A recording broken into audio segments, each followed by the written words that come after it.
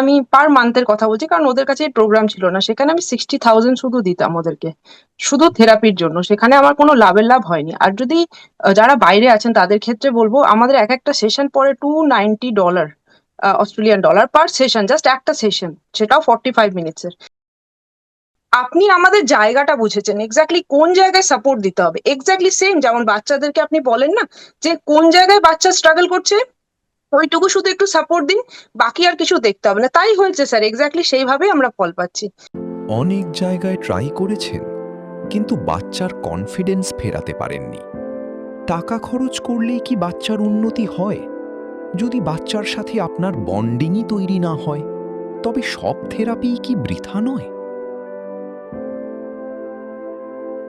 Sir আমি কি আমার মানে আমি যেহেতু আমার বাচ্চা হাইপার অ্যাক্টিভ, সেই ব্যাপারটা নিয়ে বলতে পারি নাকি ইন আমি একদম জেনারেল বলতে বলবো? পারি, একদম আচ্ছা, বলতে পারি।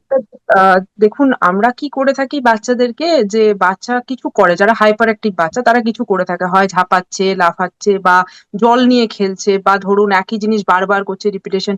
এটাকে আমরা কি করি, আমরা সেটাকে না সবসময় বলি যে থামিয়ে দাও, এটাকে কি করে বন্ধ করা যায়। কিন্তু আমরা স্যারের ক্লাসে এসে যেটা দেখলাম, মানে স্ট্রেংথ ফাইন্ডার, আমিও মানে শুরুতে ভেবেছিলাম আমার সত্যি এটা কাজে লাগবে, কিন্তু যখন আমি গেলাম স্যারের ক্লাসে, যখন প্রথম ক্লাসগুলো শুনলাম, তো আমি ভাবছি স্যার তো শুধুমাত্র স্ট্রেংথ ফাইন্ডার না, এক্সেপ্ট অনেক কিছু বলছেন। যেমন একটা হাইপার অ্যাক্টিভ বাচ্চা, তাকে কোন নজরে আমরা দেখবো, কিভাবে তার স্ট্রেংথটা ওটার মধ্যে থেকে খুঁজে বার করব, সেটাকে খোঁজার জন্য কিন্তু আপনাদের সেই চোখটা খুলতে হবে, না হলে কিন্তু পারবেন না। না হলে মনে হবে আরে আমার বাচ্চা তো ঝাঁপাচ্ছে লাফাচ্ছে, যেটা আর্লি করতো।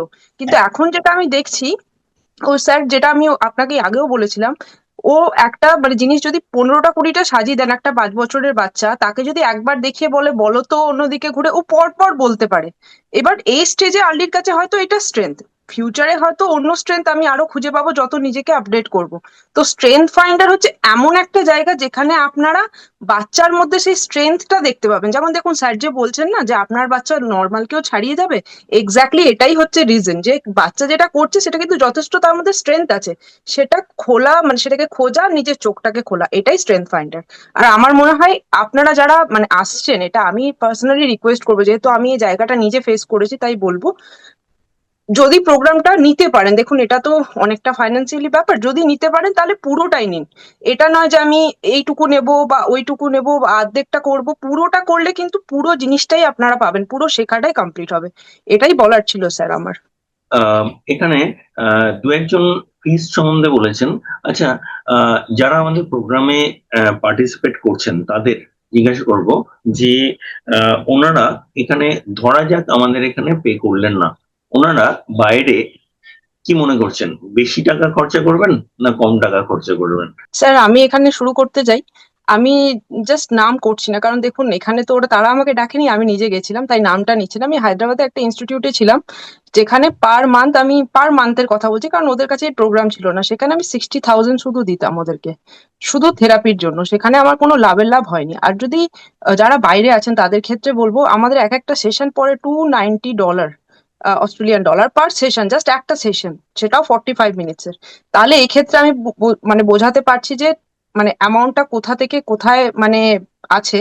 তো সেই হিসেবেই বলবো স্যার, বাইরে যেখানে আপনারা যাই করান না কেন, সেটা পার সেশন করুন বা সেটা যদি একটা মান্থলি করুন বা ইয়ারলি যাই হোক, কিন্তু সেখানে কি আউটকাম আছে, সেখানে কি কি রেজাল্টের আপনাকে গ্যারেন্টি দিচ্ছে না, কিন্তু আপনি অন্ধকারে হাত মানে চালাচ্ছেন। কিন্তু সেখানে যখন আপনি এইখানে আসছেন, সেখানে স্যার গ্যারেন্টি দিচ্ছেন যে আপনাদের সবারই রেজাল্ট পাওয়া যাবে। তো আমার মনে হয় স্যার এটা বেস্ট অপশন এখানে ইনভেস্ট করার, কারণ আমি যেটা ফিল করেছি, this is the only way, there is no other way, this is the only way. এটুকুই বলার ছিল স্যার। আমি আমি যে একটা বাকিদের একটা সিম্পল জিনিস বলবো, যে আমি যখন আপনাকে বলছি যে নর্মালের 3 গুণ আমরা টার্গেট করছি, এটা আমরা অলরেডি অ্যাচিভ করছি। প্রিয়াঞ্জলি, আমরা কি নর্মালের 3 গুণ যে বলছি, আমরা কি ডেলিভার করতে পারছি?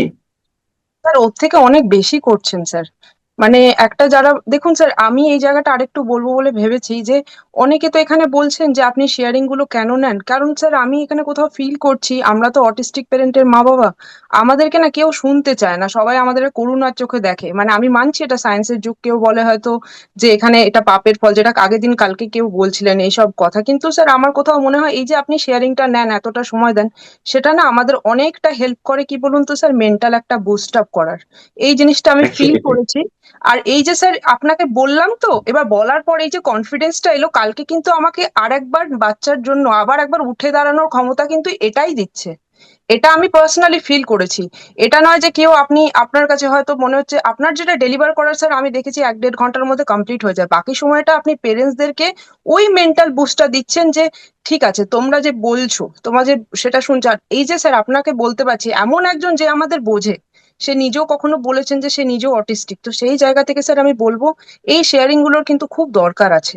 আর এই যে আপনি যে প্রশ্নটা করলেন স্যার যে এই বাকি পার্টটা, সেটাও আমি বলবো স্যার আমার মনে হয় এখানে যদি ইনভেস্ট করা হয় সবাই, মানে যে মানে রেজাল্ট মানে ডাবল কি আমার মনে হয় অনেক বেশি পাবেন যা এক্সপেক্টেড। মানে একটা ছোট বাচ্চা যে কথা বলতে পারে না, যেমন আমার বাচ্চা নন ভার্বাল, আমি আমার বাচ্চাকে নিয়ে বলবো, সেই বাচ্চাটা আজকে, আমি পরে ভিডিওটা শেয়ার করছি স্যার, আমি সেভ করে রেখেছি, সেই বাচ্চাটা আজকে মানে ই ফর এলিফেন্ট শিখেছে তো, কিন্তু ওকে যখন এগ লিখে দেওয়া হচ্ছে সে কিন্তু মাথা খাটিয়ে ওটা এগ বলছে।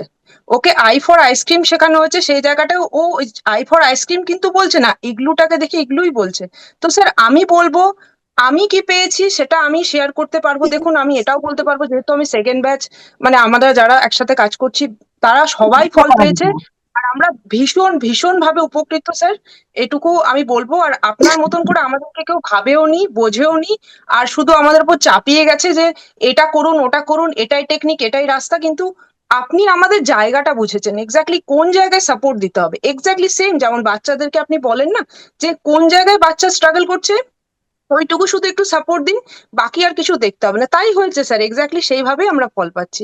এটাই বলার ছিল স্যার। এখানে বিভিন্ন প্যারেন্ট রয়েছেন, আজও স্কেপটিক্যাল রয়েছেন। বেশ কয়েকজন প্যারেন্ট আমাদের সাথে অলরেডি 1 বছরের জন্য কাজ করার ডিসিশন নিয়েছেন, আর বেশ কয়েকজন এখনো ডিসিশন নিতে হেজিটেট করছেন। জি, অনেক কিছু তো রয়েছে, তাহলে এটা ট্রাই করব না ওটা ট্রাই করব না কোনটা ট্রাই করব।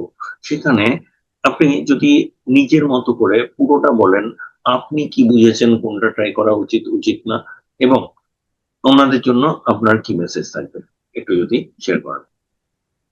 আচ্ছা স্যার, প্রথম কথা হচ্ছে স্যার, আমি কালকে এটা বলেছি, আমি আবারও বলছি, আমি যেহেতু বাইরে থাকি অস্ট্রেলিয়াতে, আমার বাচ্চার থেরাপি আমি অন্যভাবে করিয়েছি, যেখানে জোর করে হয় না, বাচ্চার ইন্টারেস্ট জোনে হয়। কিন্তু সেটা হয়েছিল ওর বয়স যখন 2 বছর বয়স, 2 থেকে 4 বছর, মানে 2 বছর করিয়েছিলাম। তারপরে আমি দেখলাম যে বাচ্চা তো কথা বলছে না, যেগুলো আমি চেয়েছিলাম সেটা হয়নি, তখন আমি ইন্ডিয়াতে শিফট করি। ওখানে হায়দ্রাবাদে আমি থেকে আর্লি থেরাপি গুলো কন্টিনিউ করি। তারপর আমি দেখলাম যে বাচ্চা উল্টে ব্যাকফায়ার করছে, মানে ওর হ্যান্ড ফ্লিপ করা, কর্নার ভিশন বা ইন্টারেস্ট নেই, রেগে যাওয়া, এগুলো বেড়ে গেল যেগুলো ছিল না।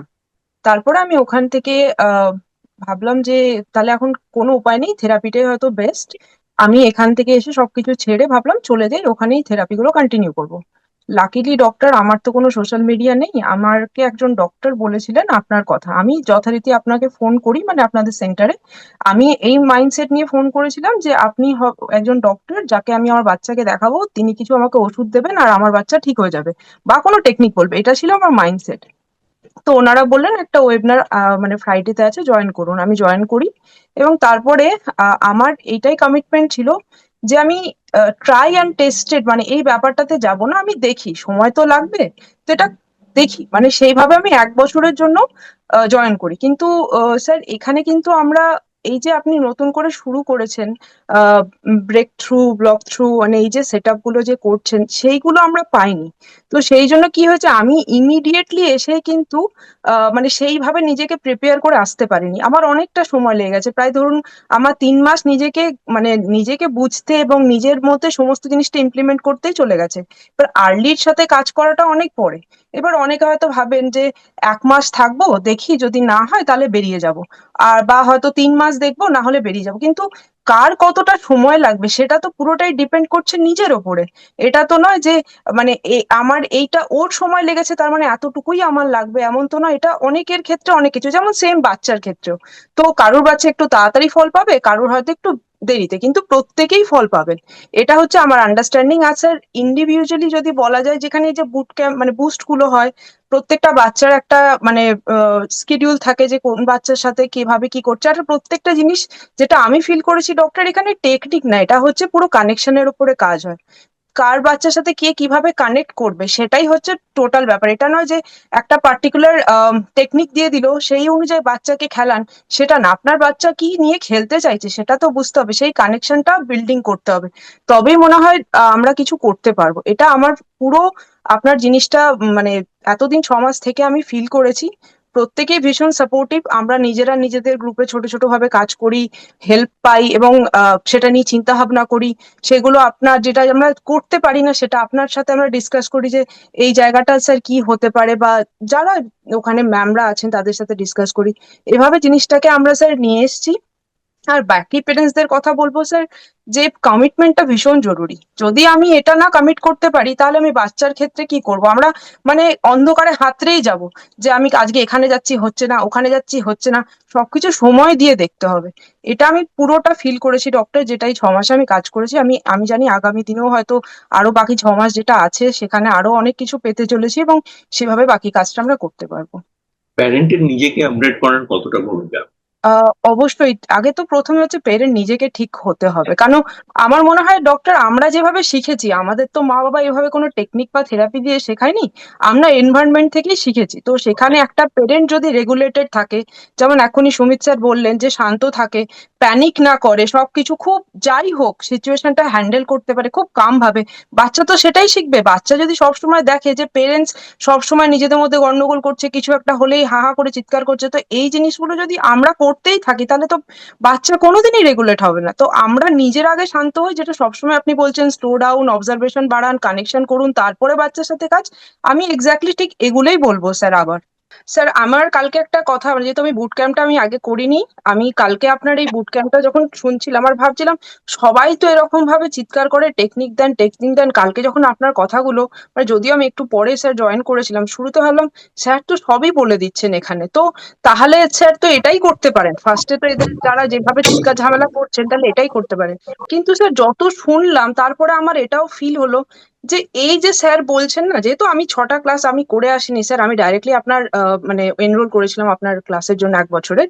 তো আমি ভেবে দেখলাম স্যার তো আগে প্রিপেয়ার করছেন, আমাদেরকে শেয়ারিং গুলো নিচ্ছেন, আমাদেরকে প্রিপেয়ার করার পরেই তো কিছু টেকনিক দিলে আমরা বুঝতে পারবো। ডাইরেক্টলি যদি কেউ টেকনিক দিয়ে দেয় সেটা তো বুঝতে পারবো না। তো মানে স্যার আমি এটুকু বলতে পারি আপনার সাথে থেকে বা যতটুকু বুঝেছি আপনাকে, আপনার প্রত্যেকটা স্টেপস এর পেছনে না একটা রিজন থাকে এবং সেটা আমরা হয়তো ইনিশিয়ালি বুঝতে পারি না, কিন্তু আপনার মাথার মধ্যে চলতে থাকে। যেহেতু সেকেন্ড ব্যাচকে নিয়ে আপনি একটু স্ট্রাগল করেছেন, সেখানে আপনি ভেবেছেন যে কি করলে আমি আরো পরের ব্যাচগুলোকে এগিয়ে নিতে পারবো। আমি নিজে দেখেছি sir, 3rd and 4th batch যখন জয়েন করে, এই যে আপনি 6টা সপ্তাহ তাদেরকে দিলেন, তারা যেভাবে মেন্টালি প্রিপেয়ার হয়ে এগোচ্ছে, তখন আপনার জিনিসগুলো ডেলিভার করতে অনেকটা ইজি হচ্ছে। এটা আমি না স্যার আপনার এই জায়গাগুলো না আমি পরে ভাবি, আমি বলি না স্যার আমার মানে সাবকনসিয়াস মাইন্ডে চলতে থাকে, আমার সত্যিই আপনার এই ব্যাপারগুলো খুব চলতে থাকে, আমি ভাবতে থাকি আপনার জায়গাগুলো নিয়ে স্যার কেন করছেন এইগুলো না। আমি চিন্তা ভাবনা করেই স্যার এই কথাগুলো বলছি যে আপনি হয়তো আমরা যেটা নর্মাল মানুষ ভাববো না, আপনি অলরেডি ভেবে নিয়েছেন, আপনি আপনি আমাদের থেকে 10 স্টেপ আগে ভাবেন। এটা আমার নিজের ফিলিংস স্যার, সেটাই শেয়ার করলাম। Thank you. তাহলে আশা আছে, এটুকু বুঝতে পারছেন? এবং আপনার বাচ্চার কোথায় সে দাঁড়িয়ে আছে যদি আপনি বুঝতে পারেন, না যে কোনো অ্যাসেসমেন্টের কথা বলছি না, ওকে সলিউশন দিতে গেলে যা যা বুঝতে হবে সেটার সাপেক্ষে বলছি। যদি সেটা বোঝা যায় সেখানে কিন্তু সলিউশন দেওয়া যাবে। সুতরাং আপনারা যদি একটা ফ্রি ডেভেলপমেন্টাল অডিট চান, আমাদের নাম্বার দেওয়া রইল, হোয়াটসঅ্যাপে যোগাযোগ করুন, জানান যে আপনি একটা ফ্রি ডেভেলপমেন্টাল অডিট চাইছেন, আমরা অবশ্যই আপনাকে সাহায্য করব। এবং যদি আপনি আমাদের সাথে কাজ করতে চান, যদি পুরোটা কীভাবে হচ্ছে বুঝতে চান, আমাদের সেখানেও যোগাযোগ করুন, আমরা অবশ্যই আপনাকে জানাবো। নিচে ডেসক্রিপশনে ডিটেলস দেওয়া রইল, আমাদের স্ক্রিনেও ডিটেলস দেখতে পাচ্ছেন। আমরা আছি আপনার সাথে। নমস্কার।